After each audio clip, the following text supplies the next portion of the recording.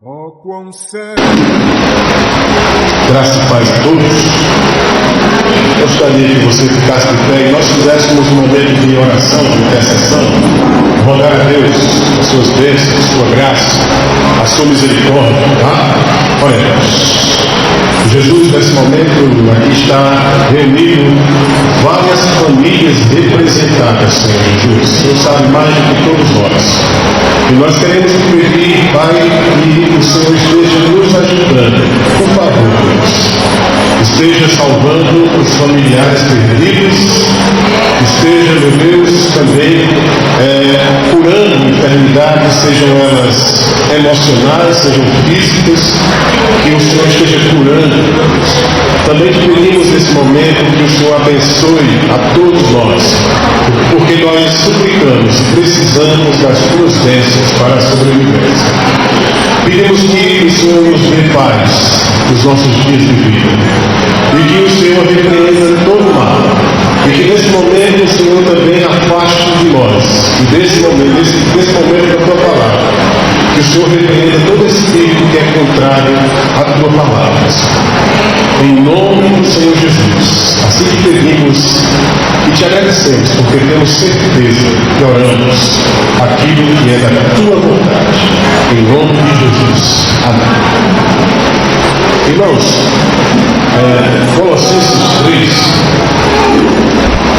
diz assim a palavra do Senhor: portanto, se fostes ressuscitados juntamente com Cristo, buscai as coisas lá do alto, onde Cristo vive, assentado à direita de Deus.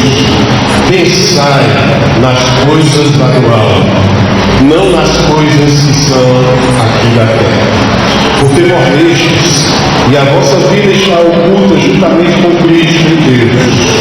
Quando Cristo, que é a nossa vida, se manifestar, então vós também sereis manifestados com Ele em glória. Verso 5: fazei, pois, morrer a vossa natureza terrena, prostituição, impureza, paixão lasciva, desejo maligno e a avareza que é idolatria, porque estas coisas é que vem a ira de Deus sobre os filhos da desobediência. Ora, nessas mesmas coisas andastes vós também no outro tempo, quando vivias nelas. Agora, porém, despojai-vos igualmente de tudo isto: ira, indignação, maldade, maledicência, linguagem obscena do vosso falar. Não mintais uns aos outros, uma vez que vos despistes do velho homem com os seus feitos, e vos revestistes do novo homem que se refaz para o pleno conhecimento, segundo a imagem daquele que vive, no qual não pode haver grego nem judeu, nem circuncisão nem incircuncisão, bárbaro, cita, escravo, livre, porém Cristo é tudo em todos. Revestidos, pois, como eleitos de Deus, santos e amados, ternos, abertos, de misericórdia, de bondade, de humildade, de mansidão, de longanimidade. Suportai-vos uns aos outros, perdoai-vos mutualmente, caso alguém tenha motivo de queixa contra outro, assim como o Senhor nos perdoou, assim também perdoai vós. Acima de tudo isso, porém, esteja o amor, que é o vínculo da perfeição. Seja a paz de Cristo árbitro em vosso coração, a qual também fostes chamados em um só corpo, e sede agradecidos. Habite ricamente em vós a palavra de Cristo, estimulai-vos, aconselhai-vos mutualmente, e em toda a sabedoria, louvando a Deus com salmos, hinos e cânticos espirituais, com gratidão em vosso coração. E tudo o que fizerdes, seja em palavra, seja em ação, fazei em nome do Senhor Jesus, dando por ele graças a Deus Pai. Esposas, sede submissas a próprio marido, como convém ao do Senhor. Maridos, amai vossa esposa e não a trateis com amargura. Filhos, em tudo obedecei a vossos pais, pois fazê-lo é grato diante do Senhor. Pais, não irritei os vossos filhos, para que não fiquem desanimados. Servos, obedecei em tudo a vosso Senhor, segundo a carne, não servindo apenas sob vigilância, visando tão somente agradar homens, mas em singeleza de coração, temendo ao Senhor. Tudo quanto fizerdes, fazei de todo o coração, como para o Senhor, e não para os homens, cientes de que recebereis do Senhor a recompensa da herança, a Cristo o Senhor, é que estáis servindo, pois aquele que faz injustiça receberá em troco a injustiça feita, e isto há acepção de pessoas. 4 verso 1. Senhores, tratai os servos com justiça, com equidade, certo de que também vós tendes Senhor no céu. Pode ser. Meus queridos irmãos, é uma alegria sempre, e é um entusiasmo, e tem que ser, trazer a palavra de Deus para todos nós essa noite, né? O pregador, ele tem que estar bem, né? Bem no sentido de que ele tem que estar entusiasmado, ele tem que estar alegre, ele tem que estar feliz no que ele está fazendo. E uma coisa que eu estou fazendo e estou gostando de fazer é pregar a palavra de Deus já há um bom tempo. E poderia já ter cansado, mas graças a Deus o Senhor tem me renovado para este fim. A introdução é o contexto histórico da carta aos Colossenses, como você já tenha visto. Diz assim: como já vimos anteriormente, a carta aos Colossenses recebeu este nome por causa de sua localização, Colossos, a cidade. Também esta carta deveria ser lida pela igreja de Laodiceia, certo? Colossos situava-se na região da Frígia, na província romana, hoje a atual Turquia, certo? Paulo escreveu esta carta no intuito de ensino e deixar claro vários temas do cristianismo que são importantes, como, por exemplo, a divindade de Cristo, né?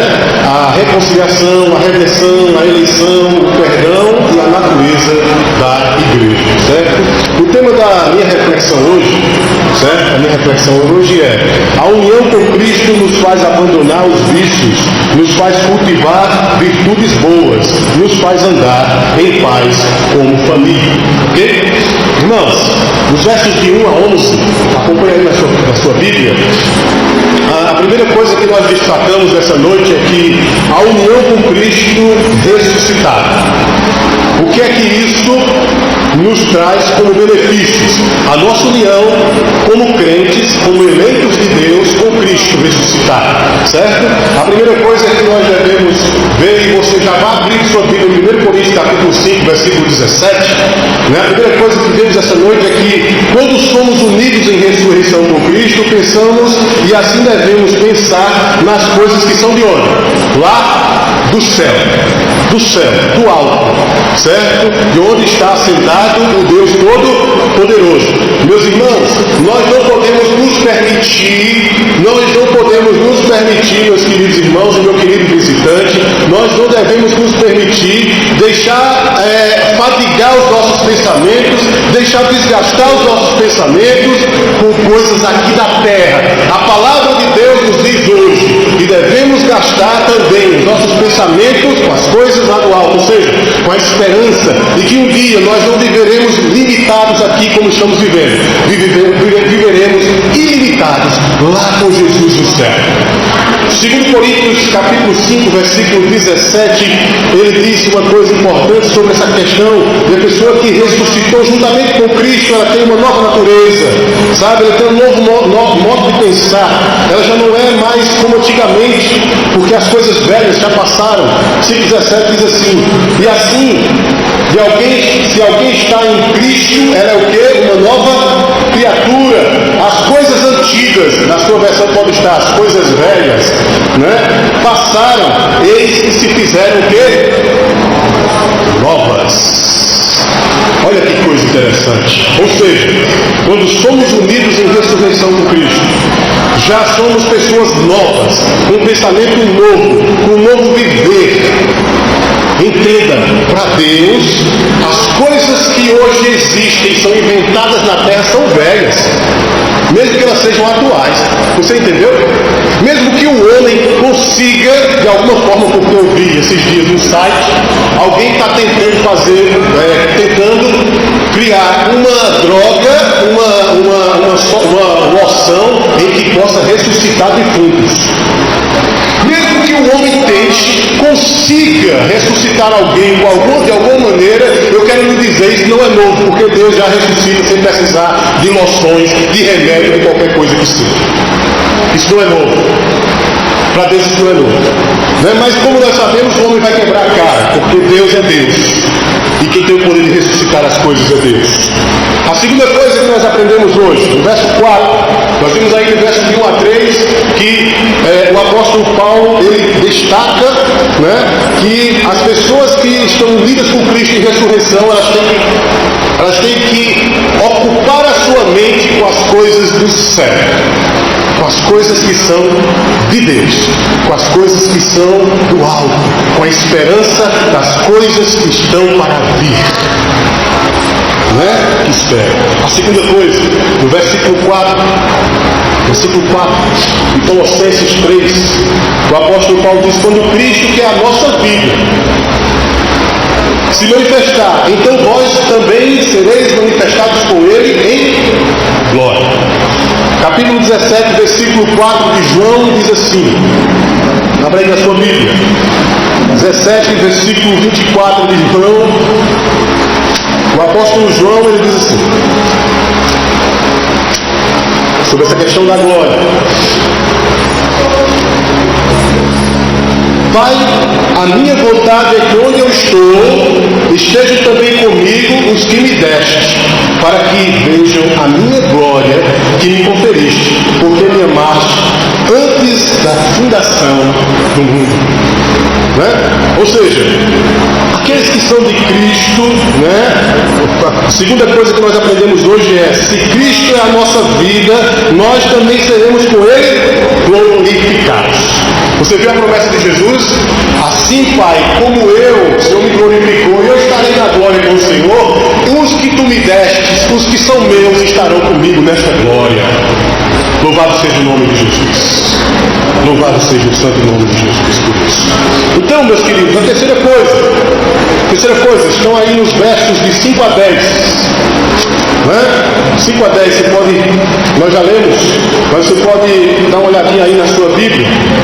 E nós destacamos aqui a terceira coisa, em resumo, que quando Cristo está unido conosco, a nossa natureza terrena, pecaminosa, logo deve ser o quê? Mortificada. Pois quem vive lutando contra a velha natureza, demonstra o fruto de um verdadeiro salvo. Um salvo de verdade, tirou a velha natureza e se vestiu do novo homem, que se faz pelo conhecimento da imagem de Jesus Cristo, nosso Senhor. O que isso quer dizer, irmãos? Isso quer dizer o seguinte: Paulo está dizendo assim, que a pessoa que agora tem a nova vida em Cristo, ele tem como símbolo, ele tem como segmento, ele tem como exemplo a pessoa de Cristo, a imagem de Deus. Ele já não segue os seus próprios sentimentos, ele não segue mais sua própria consciência. Ele agora é escravo de Deus. Além de filho, ele agora tem consciência. Não ando mais independente, ando agora na vontade do Pai, ando na vontade da sua palavra. Porque andando na vontade de Deus, eu não ando na minha carne, eu não ando nos meus desejos pecaminosos. Romanos 8,13 diz assim, abre aí sua Bíblia, acompanha o que aqui diz Romanos 8,13 sobre isso. O apóstolo Paulo diz assim, Romanos 8,13, ele diz assim, olha só: porque se viverdes segundo o quê? Segundo a carne, caminhais para a morte, mas se pelo Espírito mortificardes os feitos do corpo, certamente vivereis. Se você observar, dos versículos de 5 a 10, Paulo dá uma lista de coisas que nós não podemos mais cultivar em nosso coração. Paulo dá uma lista de coisas que nós não devemos alimentar o nosso coração. Mas quero dizer para vocês, não é com tom de crítica, mas com tom de conselho. Muitas vezes tem coisas maldosas em nossa mente, em nosso coração, que nós achamos bonito e sorrimos e não rejeitamos aquele sentimento. E isso não é de Deus. Paulo está dizendo, olha, você antigamente andava pelos seus próprios desejos, andava pelo seu próprio entendimento, pelas suas próprias coisas, você andava do jeito que você queria, mas Deus agora está dizendo a você, se você é uma nova pessoa, e vê o sentimento de você de ódio, se vê você um sentimento de inveja, se vê em você um sentimento de facção, ou seja, de fofoca, de fazer panelinha, se vê em você o sentimento de não perdoar as pessoas, se vê em você o sentimento de vingança, o Senhor nos diz hoje, abandone a sua velha natureza e agora viva uma nova pessoa, porque o novo homem pensa nas coisas que são do alto. Aleluia! Louvado seja o nome do Senhor. A quarta coisa, no verso 11. Verso 11. O apóstolo Paulo diz assim, o qual não pode haver grego, ou seja, não pode ter excepção de pessoas nessas coisas que Deus determinou, o qual não pode haver grego nem judeu, circuncisão nem incircuncisão, bárbaro, cita, escravo, livre, porém Cristo é o quê? Tudo em todos. Antigamente, como diz 1 João, capítulo 1 de João, veio para o que era seu, mas os seus não receberam, mas todo aquele que o recebeu, ele deu o poder de serem feitos filhos de Deus. Capítulo 1 de João. Por que ele disse isso? Veio para o que era seu, porque a prioridade de Deus era o povo judeu, era os da casa de Israel. Depois disso, como os judeus o rejeitaram, como os judeus rejeitaram o Messias, rejeitaram Deus encarnado, Deus estendeu a salvação para bárbaros, para escravos, para gregos, para todas as nações que quisessem ouvir a sua palavra. A manifestação dessa glória de Deus está no capítulo 2 de Atos. O fenômeno de Atos não foi. Olhe para a pessoa que está ao seu lado e diga, o fenômeno que aconteceu em Atos. Diga para ela, o fenômeno que aconteceu em Atos não foi a evidência de falar em línguas, mas o fenômeno de Atos, capítulo 2, diga para ela, foi a glória de Deus em levar o Evangelho a todas as nações. Lembre-se disso, está lá. Estava lá romanos, prosélitos, árabes, ou povos de todas as nações. E quando Pedro levantou-se e falou a palavra de Deus, aqueles homens ali experimentaram da sua graça. E a Bíblia diz que mais de 3.000 homens foram batizados, fora as mulheres e crianças que estavam ali. Ou seja, Deus não quis dar a vaidade de homens falarem em outras línguas, mas Deus quis dizer assim, olha, a salvação que era só para a casa de Israel, agora é para todos os povos. É isso que Deus quis. Abra João capítulo 3, versículos 6 e 7. A quarta coisa é que com isso sabemos que para que se reveste do novo homem, não há acepção em Deus, eleger, sejam estes eleitos de qualquer raça ou etnia, pois Cristo é tudo em todos. Nicodemos não sabia disso e ficou atemorizado com tão grande revelação quando Jesus disse isso aqui para ele sobre a questão de ser um novo homem para qualquer um agora. Capítulo 3, versículo 6 e versículo 7 de João, diz assim, o que é nascido da carne é carne, e o que é nascido do Espírito é Espírito. Não te admires de eu te dizer, importa-vos nascer de novo. Ou seja, na cabeça de Nicodemos ele estava assim, como é que pode isso? Mas Jesus disse, olha, o que é nascido da carne, o que é nascido sobre o pecado, o que é nascido sobre as transgressões, o que vive vivendo sobre o pecado, ele vai viver no pecado. Mas o que é nascido de Deus, vai viver em espírito, vai viver em verdade. E ele ficou atônito, como seria isso? Como pode isso? Como pode isso? Mas aí Jesus explica para Nicodemos. E a história diz que Nicodemos foi um dos primeiros rabinos a se converter a Jesus. E foi um dos rabinos que no dia que Jesus foi pego para se apresentar diante do sumo sacerdote e dos principais. Ali, foi o único que tentou defender Jesus, foi Nicodemos, lá naquela ocasião. Versículos de 12 a 25 de Colossenses 3.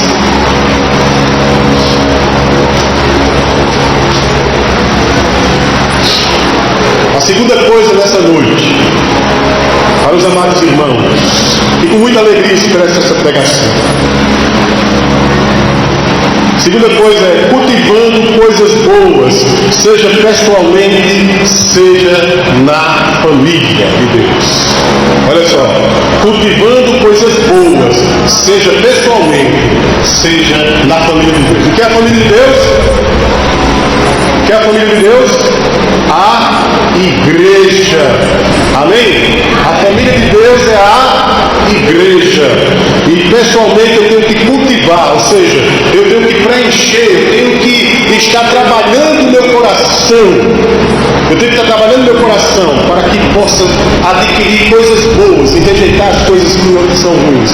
Quando o agricultor, antes da chuva, se preparando para que possa vir a chuva e ele possa plantar, ele já não pega o terreno ou a terra já preparada. O que é que ele tem que fazer? Ele tem que limpar a terra. E ele tem que tirar o carrapicho. E ele tem que tirar a malícia. E ele tem que tirar a urtiga. E ele tem que tirar as pedras. Ele tem que limpar. Assim devemos fazer. Uma vez que somos de Cristo, devemos limpar o nosso coração, arar a terra e todos os dias colocar a semente da palavra de Deus para que o meu coração esteja preenchido por essa palavra. Versículos de 12 a 25, o apóstolo Paulo ele afirmou assim nessa carta para os Colossenses e também para os Valdicenses: revestidos, pois, com quem? Como qualquer um? Não, como eleitos de Deus. O que é um eleito de Deus? Uma coisa é você eleger alguém, outra coisa é você ser elegido. Eleitos de Deus é que Deus elegeu eles, e eles não se auto-elegeram.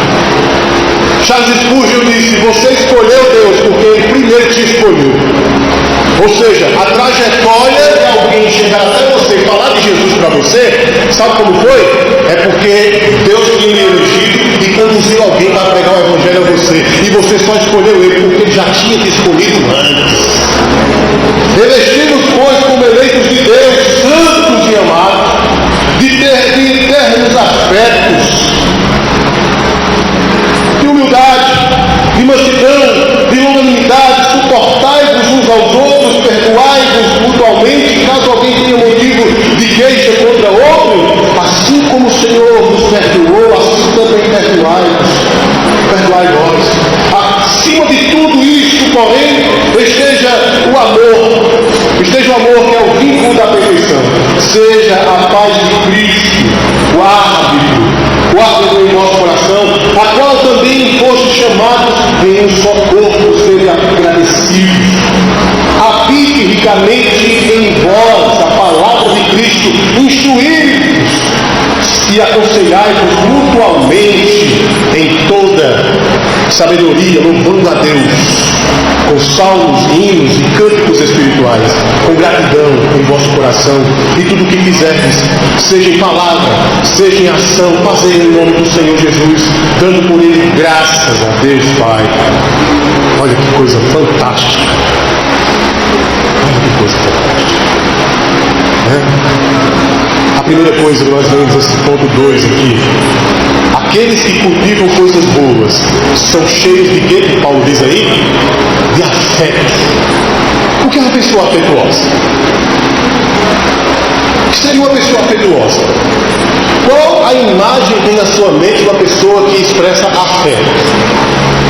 Quem vem na sua mente como uma pessoa carinhosa, afetuosa, amorosa, que estende o amor? E quem vem na sua mente? Talvez você esteja lembrando aqui, talvez, de pessoas comuns. Mas eu quero dizer para você que a expressão do verdadeiro afeto é a expressão de Cristo para nós. Cristo para nós. É a maior expressão do afeto de Deus. É a maior expressão em ser imitado, o afeto. de Cristo por nós.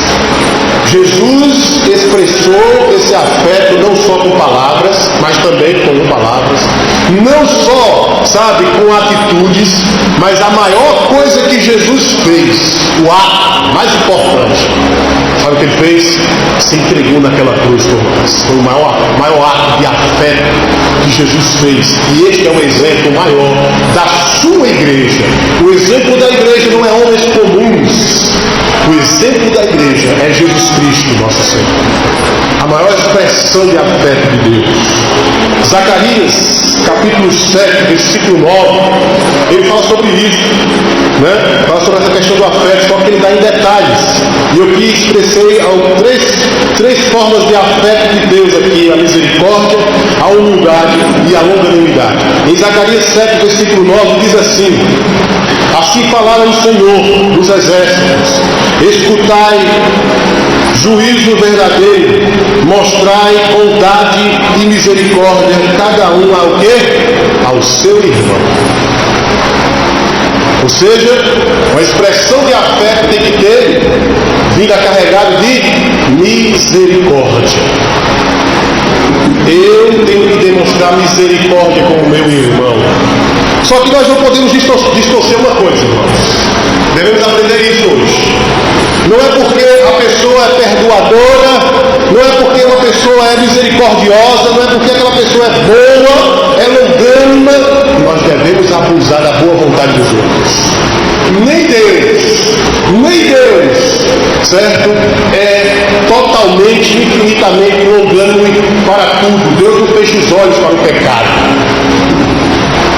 Deus não fecha os olhos para o pecado.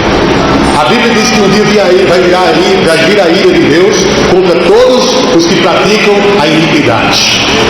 Então, a longanimidade tem um espaço, tem um tempo. As pessoas às vezes, isso eu não estou dizendo que é você que faz isso, certo? Quero deixar claro, eu não estou dizendo que você está fazendo isso, mas as pessoas às vezes descobrindo que alguém tem um bom coração, ela quer se aproveitar disso e fazer trollagem, como diz hoje, pegadinha, criar problemas para aquela pessoa. E quem foi que disse que nós temos autorização contra isso? Foi isso. Quem foi que disse? Nós não temos autorização de estar maltratando as pessoas só porque nós temos que ver se essa pessoa é perdoadora, se ela é amorosa? Não. A Bíblia diz que nós não devemos pecar. A Bíblia diz que nós não devemos pecar. E principalmente com o irmão. A humildade, Filipenses 2,3 diz: nada façais. O afeto, nós temos que cultivar coisas boas, seja pessoalmente, seja na família de Deus. Aqueles que cultivam coisas boas são cheios de afeto, como misericórdia e agora humildade. Nada façais, Filipenses 2,3, nada façais por partidarismo ou vanglória, mas por humildade e considerando cada um os outros superiores a si mesmo. Olha o que a palavra de Deus nos ensina, irmãos. E nós devemos considerar uns aos outros em honra de quê? De quê? De humildade. Sendo cada um considerando ao outro superior. Esse é o Espírito de Deus. Esse é o Espírito de Deus. O Espírito de Deus nos ensina a ser humildes. O Espírito de Deus nos ensina a nós, todos, nos sentirmos não superiores, mas abaixo do outro. Se você olhar João 13, você vai ver que Jesus dá essa lição de humildade. Jesus, ao invés de pedir que os seus discípulos lavassem os seus pés, ele não. Tirou suas vestes e lavou o pé de cada discípulo. E aquele que reclamou, Jesus repreendeu. Isso é Bíblia, irmãos. Isso é a palavra de Deus. É a palavra de Deus. É a palavra de Deus. Nada devemos fazer, irmãos, por partidarismo.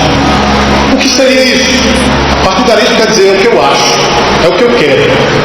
Eu penso assim. Não é assim que o partidarismo trabalha? É do jeito que eu gosto, do jeito que eu quero, da minha maneira. Nada façais por partidarismo, diz a palavra de Deus, mas por humildade, considerando uns aos outros maiores. Você considera, você tem considerado, uma pergunta, você tem considerado o seu irmão maior que você? Terceira coisa, aqueles que cultivam coisas boas são cheios de afeto, como misericórdia, humildade e longanimidade. A longanimidade, abra aí, tem 3 textos em Provérbios que falam sobre a questão da longanimidade. E a gente agora vai ver a pessoa quando não é longânima. Quando ela não é longânima. 3 textos da palavra de Deus aí em Provérbios. Pessoas que não são longânimas, elas não estão cheias do Espírito Santo. Pessoas que não são misericordiosas, elas não estão cheias do Espírito Santo. Pessoas que não têm humildade, elas não estão cheias do Espírito Santo. Isso aqui não é um julgamento não, gente. É que a gente identifica mesmo. Quando a pessoa está na carne mesmo. Quando a pessoa está em pecado, ela manifesta 3 coisas contrárias a essa. Ela manifesta, primeira coisa, contrária à misericórdia, o quê? Ela manifesta o quê? Dureza de coração e não perdoar as pessoas. A segunda coisa, qual é o contrário de humildade? A pessoa que não está cheia do Espírito Santo e ela está na carne, ela está em pecado, o que é que ela manifesta? Você vê logo, ela não tem humildade, ela é orgulhosa, soberba. A pessoa que é longânima, não quer longanimidade, a pessoa que estende, ou seja, alguém fez algo com ela e ela não explode na hora, ela deixa passar um tempo para ver se a pessoa se retrata. Entendeu? Aí a pessoa que não é longânima, como é que ela age? A pessoa que não é longânima, como é que ela age? Ela na hora explode, quer bater, quer partir para a carnalidade para trocar. Desequilíbrio. A pessoa cheia do Espírito Santo, ela não se desequilibra. Certo? Aqui, ó, Provérbios. Vamos acompanhar a palavra de Deus. Não sou eu que estou falando, é a palavra. 14:29, Provérbios 14:29 diz: a longânimo é grande em entendimento, mas o de ânimo precipitado exalta a loucura. A pessoa que é longânima, diz a palavra de Deus, o que é grande em quê? Em entendimento. Tem sabedoria. Diz a palavra de Deus, Provérbios 15:18, diz assim: o homem iracundo, o que é iracundo? O homem iracundo, aquele homem que só vive irado o tempo todo. Qualquer coisa que faz, ele explode, ele está irado. O homem iracundo suscita contendas, mas o longânimo ele faz o quê? Apazigua a luta. 16:32 de Provérbios, ainda fala sobre a longanimidade. 16:32 diz assim: melhor é o longânimo do que o herói da guerra, e o que domina seu espírito do que o que toma uma cidade. Olha! Muitas vezes a gente diz assim, vamos para a batalha, vamos guerrear. Não, a palavra de Deus está nos dizendo hoje que melhor é o homem, melhor é aquela pessoa longânima que um herói de guerra, ela é melhor. O valor da palavra de Deus dá mais valor à pessoa que é longânima do que o herói de guerra. Dá mais valor à pessoa ser paciente, ser tardio em irar-se, do que a pessoa que busca guerrear e derrubar os outros. Aí ele diz assim, e outra coisa ele diz, e é melhor o que domina o seu espírito, o que tem domínio próprio. Capítulo 5 de Gálatas, verso 19, fala das obras da carne e das obras do Espírito. Fala lá que o domínio próprio é o fruto do Espírito, ou seja, a pessoa que sabe se dominar, refrear a língua, se segurar. A palavra de Deus está nos dizendo que essa pessoa é melhor do que o que toma uma cidade inteira. Sabedoria de Deus. Segunda coisa, nós vimos aprender aqueles que cultivam coisas boas, são cheios de afeto. Agora nós vamos ver a segunda coisa, no ponto 2. Os que cultivam coisas boas são eleitos de Deus e manifestam a sua santidade. Jesus disse no Sermão da Montanha: sede, pois, perfeitos, como é perfeito o vosso Pai que está nos céus. 1 Pedro diz lá escrevendo: sede santos, como assim é santo nosso Deus. O que é uma pessoa santa? E está falando aqui em Colossenses 3, no versículo 12, 3:12. Põe aí na sua Bíblia. Colossenses 3:12, ele fala sobre isso. Irmãos, revestivos, pois, como eleitos de Deus, santos e amados, de eternos afetos, de misericórdia, bondade, de humildade, de mansidão, de longanimidade. Eleitos de Deus, santos. Nós devemos nos revestir, manifestar a santidade de Deus. Um crente nunca pode dizer, um salvo, um eleito de Deus, nunca pode pronunciar uma coisa: eu não consigo viver isso. Nunca. Me desculpa. Sabe? Isso é dar jeitinho às coisas. Isso é querer se refugiar e não enfrentar a ocasião em que você pode glorificar a Deus sendo santo naquele momento. Não podemos dar jeitinho nas coisas. Não é assim mesmo, mas é assim mesmo. É assim mesmo quando era lá na época das trevas. Era assim na época que eu era velha pessoa. Era assim quando eu era um não crente. Era assim quando eu não estava na luz. Você sabe por que Jesus me deu luz? Para você sair das trevas. Não é só isso não. Ele lhe deu luz para que você enxergue todos os seus defeitos e trabalhe com isso. Exatamente. O crente que tem sabedoria, o salvo que tem sabedoria, você sabe qual é? É aquele que se auto-enxerga. Esse está em maturidade. Ele se olha, ele se enxerga, ele se avalia, ele se julga. Olha para si. Não é? Aquele tem um livro fantástico, é Nos Seus Passos, O que Faria Jesus. Tem um filme também. Em Seus Passos, O que Faria Jesus.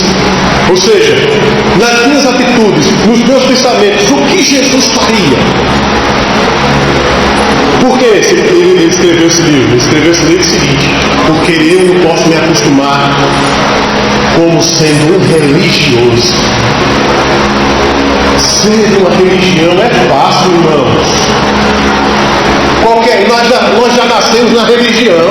Ser religioso é fácil. Ser salvo é o desafio. Ser salvo é o desafio. Viver como salvo é outro desafio. Jesus nos salva, mas Ele também dá-nos o desafio de vivermos glorificando a Ele como salvos. Não podemos viver de qualquer maneira. Quem foi que disse? O Efésios diz: aquele que roubava, não roube mais.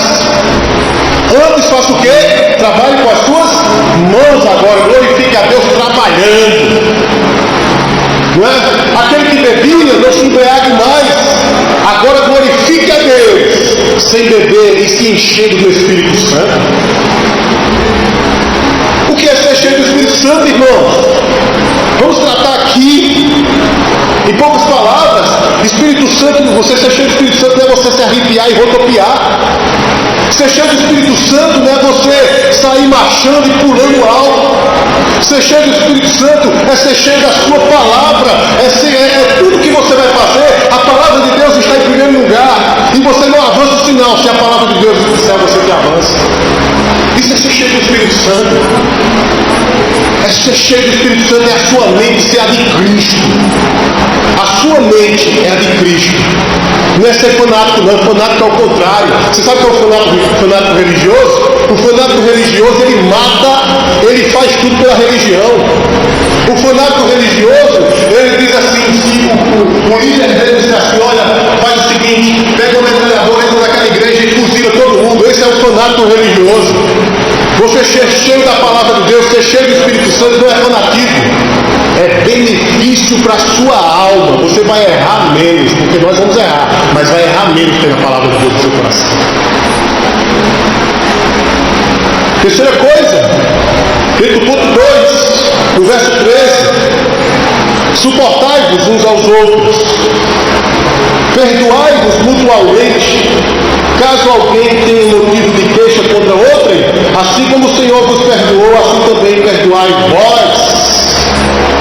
Estes cultivam coisas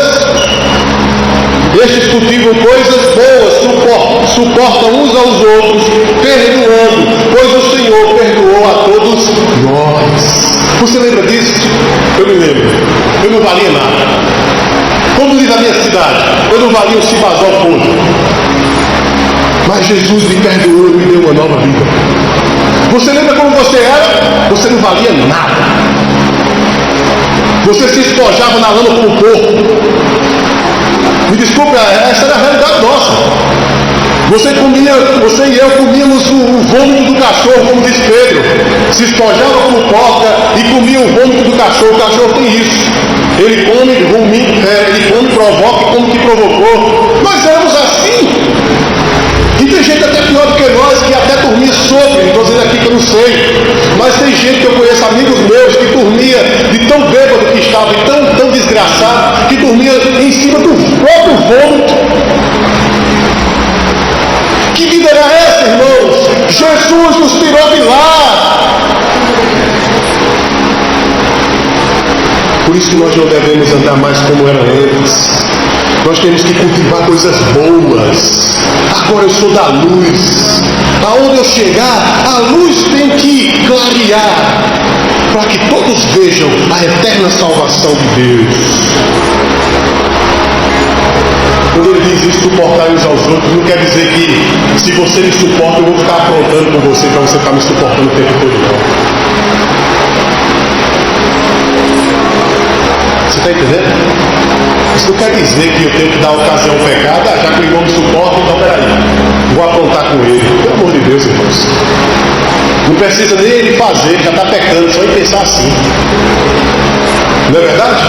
Quando ele diz suportar uns aos outros, ele quer dizer o seguinte: quando o irmão acidentalmente pecar contra você, sem ser premeditado, sem ter feito uma arquitetura contra você, sem ter feito uma armadilha contra você, aí ele está dizendo suportai. Mas se o irmão faz premeditado, trate, porque não precisa ser pastor para tratar, precisa ser irmão. Irmão pega a Bíblia e diz: você está em pecado, meu irmão. Porque sabe que você fazendo isso, sabe o que ele está fazendo para aquele irmão? Ele pode entender tudo errado, é problema dele, mas você está salvando a alma dele. Porque se você estiver, meu irmão, aceitando aquele irmão daquele jeito, daquela mesma forma, eu quero lhe dizer uma coisa nessa noite: você está contribuindo para que ele continue nas trevas, e o final disso não é bom para ele. Você entendeu? Quarta coisa, dentro do ponto 2, cultivando coisas boas, seja pessoalmente, seja na família de Deus. Quarta coisa, os que cultivam coisas boas andam levando a semente, verso 14 e 15, viu? Os que cultivam coisas boas andam levando a semente da perfeição, que é Cristo. A paz de Cristo é o árbitro no coração do salvo, e por isso são agradecidos. Salmo 126, verso 5 a 6 diz assim. Salmo 126 fala sobre essa questão de se levar a semente. É muito lindo esse versículo. Esse versículo, ele tem uma história na minha vida. Quando eu aceitei o chamado de Deus na Igreja Presbiteriana do Brasil Central, em Campina Grande, estava lá a banda Sal da Terra, de Pernambuco. E a pregação foi em cima desse salmo. E eles citaram esses dois versículos. E aí ele fez um apelo, a igreja lotada de pastores, missionários, pessoas que queriam ir para o campo missionário. E ele fez um apelo. E sabe quem foi na frente? Só eu. E o apelo foi o seguinte: quem tem coragem dessa noite de Deus me levar para o sertão da Paraíba, de Sergipe, de Ceará e tal. Eu fui o único daquela turma toda, de mais de 500 pessoas, aí na frente, chorando, e aceitei o apelo do Senhor. E aonde é que eu estou? No sertão do Ceará. E foi nesse versículo que o pastor me despediu em Campina Grande, eu me lembro como hoje. O pastor com a igreja orando por mim, ele deu esse versículo. Ele deu esse versículo, e é isso que eu tenho feito lá, lutado. Todos os dias da minha vida eu tenho lutado. 126. 5:6 diz: os que com lágrimas semeiam, com júbilo ceifarão. Quem sai andando e chorando enquanto semeia, voltará com júbilo trazendo seus peixes. Louvado seja o Senhor. Eu já perdi as contas desses quase 20 anos no Ceará. Quantas pessoas já ganhei para Jesus? Perdi as contas, não sei mais. Mas as pessoas que ouviram o Evangelho através de mim como instrumento de Deus se lembram. Tem pessoas que ainda falam comigo e dizem: você lembra de mim? E eu fico, às vezes, para não ser mal educado, eu fico calado. E se você pregou em tal lugar e eu aceitei Jesus através daquela mensagem, nunca mais a minha vida foi a mesma.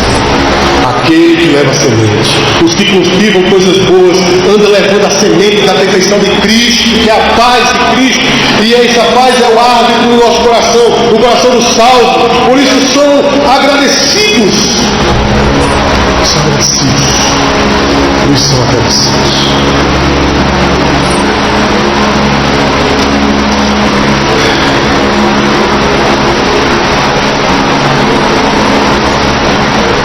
Ponto 5, versos 16 a 17, de Colossenses 3. Habite. Paulo está desejando aos Colossenses e aos Laodicenses: habite. Em nome de Jesus, habite. Ricamente em vós. O quê? A palavra de Cristo. Instruir, ou seja, nós temos que estar nos instruindo ao outro, não com a vaidade de saber mais do que o outro, não. É com o espírito de quê? De aconselhamento mútuo, aconselhando um ao outro. O irmão está fazendo uma coisa errada, irmão, vem cá. Isso é amor. Não é amor você deixar a pessoa fazer o que quer. Me desculpe, você não ama seu filho deixando ele fazer o que quer. Se o seu filho tiver para pegar um veneno e tomar, é falta de amor você dizer assim: tire o veneno da mão dele e dizer: você não pode mais, que você vai morrer. Amor é você chegar para o irmão e dizer: irmão, você está errado. Para com isso, irmão. Isso não glorifica a Deus. Isso não traz Jesus no nosso meio. Aconselhar-nos com conhecimento um ao outro. Mas a palavra de Deus, mutualmente. Quer mutualidade? Troca. Eu faço por você, você faz por mim. Mútuo. Aconselhar-nos. Aqueles que cultivam coisas boas, nestes habita ricamente a palavra de Cristo, e por esta palavra se aconselham uns aos outros, e tudo o que fazem, fazem em nome do Senhor Jesus. Versos 16 a 17. João 5,39. Jesus fala sobre a riqueza de que a palavra de Deus é. Examinai as Escrituras, porque vós cuidais ter nelas a vida eterna, e são elas que testificam de mim. A palavra de Deus é rica para nos livrar de todo mal. E sabe qual é o mal? Não é o diabo, é nós mesmos. Porque nós, cuidando da gente, o diabo não vai ter brecha. Cuide de você, que Satanás não vai ter brecha na sua vida. Cuide de você. Irmãos, com a permissão sua, posso continuar terceiro e quarto? Amém? Vocês concordam? Senão posso deixar para outro dia. Terceiro e último ponto. Amém? Posso continuar, irmãos? Vou terminar o capítulo. Terceira coisa. Versos de 18 ao 25. E o versículo 1 do capítulo 4. Andando em paz com Deus, andamos em paz na família. Prestou atenção? Andando em paz com Deus, eu e você andamos em paz com a família. Agora não é a família de Deus, agora é nós, nossas famílias, cada um pessoalmente. O que é andar em paz com Deus? Andar em paz com Deus é, sabe o que? É eu fazer a sua soberana vontade conforme a sua palavra. É eu viver os seus princípios, é eu viver a sua verdade, é eu desejar todos os dias acertar com Deus, não é com o outro, é com Deus. É eu dizer assim, eu quero, Senhor, eu quero viver todos os dias. É em se incomodar mesmo, em dizer, eu não presto. A palavra de Deus presta, então eu preciso viver bem com Deus, para que a minha família tenha paz.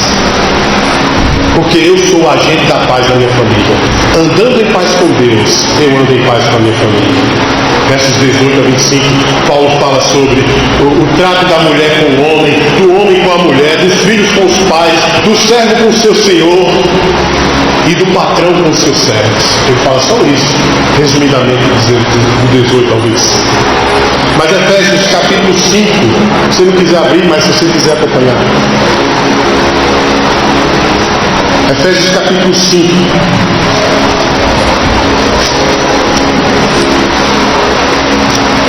Versículo 22.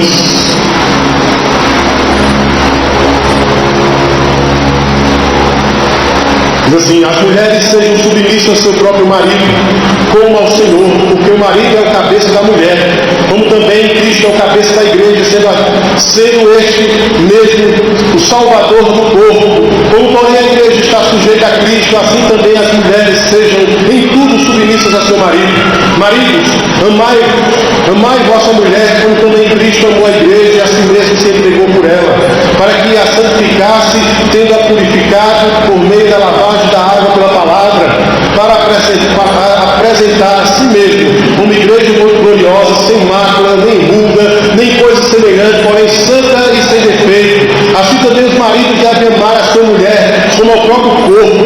Quem ama a esposa a si mesmo se ama, porque ninguém jamais odiou a sua própria carne. Antes a alimenta e dela cuida, como também Cristo a faz com a igreja, porque somos membros do seu corpo. Eis porque deixará o homem seu pai e sua mãe, e se unirá à sua mulher, e se tornarão os dois uma só carne. Grande é este mistério, mas eu me refiro a Cristo e à igreja. Não obstante vós, cada um de pé, se também ame a própria esposa como a si mesmo, e a esposa respeite ao marido. Filhos, obedecei a vossos pais no Senhor, pois isto é justo. Honra teu pai e tua mãe, que é o primeiro mandamento com promessa, para que te vá bem e sejas longa a vida sobre a terra. E vós, pais, não provoqueis a vossos filhos a ira, mas criai-os na disciplina e na demonstração do Senhor. E aí no verso 5 em diante, o apóstolo Paulo trata sobre servos e senhores, empregados e patrões. Irmãos, a submissão das esposas não é elas serem escravas. A submissão das esposas é em amor. Não é o marido, como uma vez eu vi no seminário o professor dizer que chegou um casal no seu gabinete, o professor que é pastor, chegou no seu gabinete e a mulher disse que o homem abria esses versículos sobre submissão e apontava o dedo na cara do pastor e dizia: ela tem que ser submissa. E o que é que ele fazia? O pastor disse: como é que ela tem que ser submissa? E aí ele dizia: ela tem que aceitar do jeito que eu sou. Não é bem assim, não é isso? É a palavra de Deus. A maior responsabilidade está com o homem. Você notou depois? O homem ame a sua esposa como Cristo amou. Como é que Cristo ama a igreja mesmo? Jesus trata com amor. Jesus faz o que mais? Deu a vida por ela.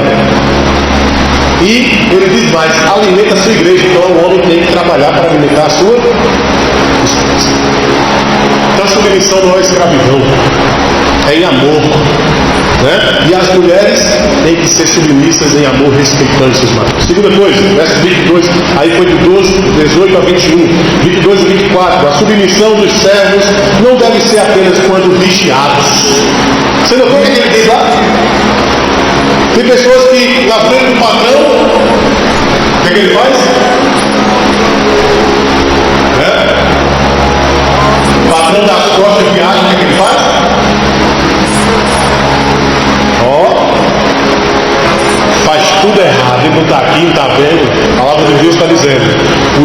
servos, eles devem ser submissos aos seus senhores, aos seus patrões, mesmo quando não são vigiados, porque eles estão fazendo para o Senhor. Versos 22 a 24. Terceira coisa, devemos lembrar, aí vai do versos 25 ao versículo 1 do capítulo 4, verso 1. Devemos fazer outra coisa, lembrar que quando estamos servindo como empregados, como servos, quando somos injustiçados pelo patrão, Deus dará o pagamento da injustiça a quem pratica a injustiça.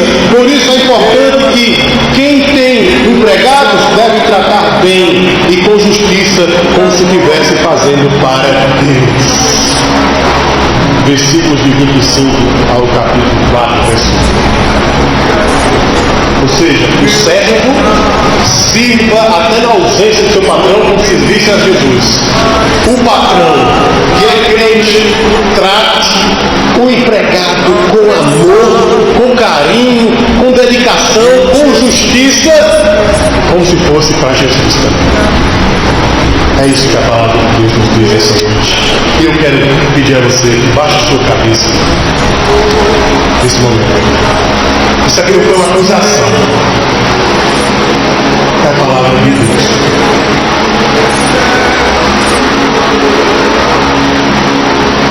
Às vezes passamos horas, irmãos, diante das redes sociais.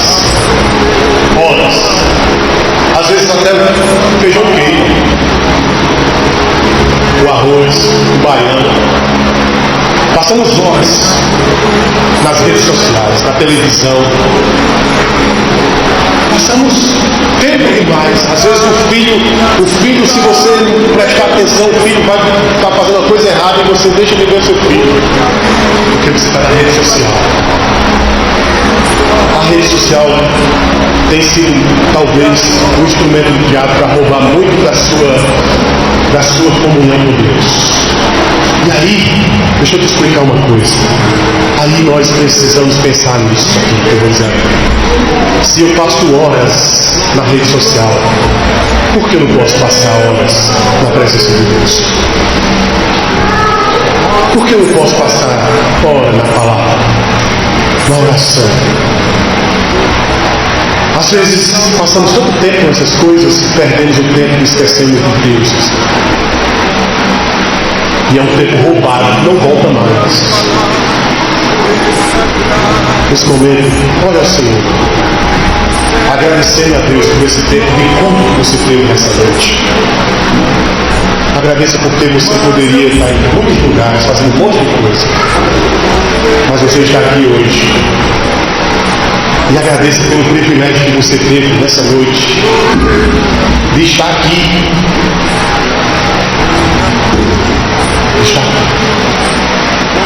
É uma alegria estarmos aqui no meio de Jesus. Olha, Senhor, agradecer a Deus.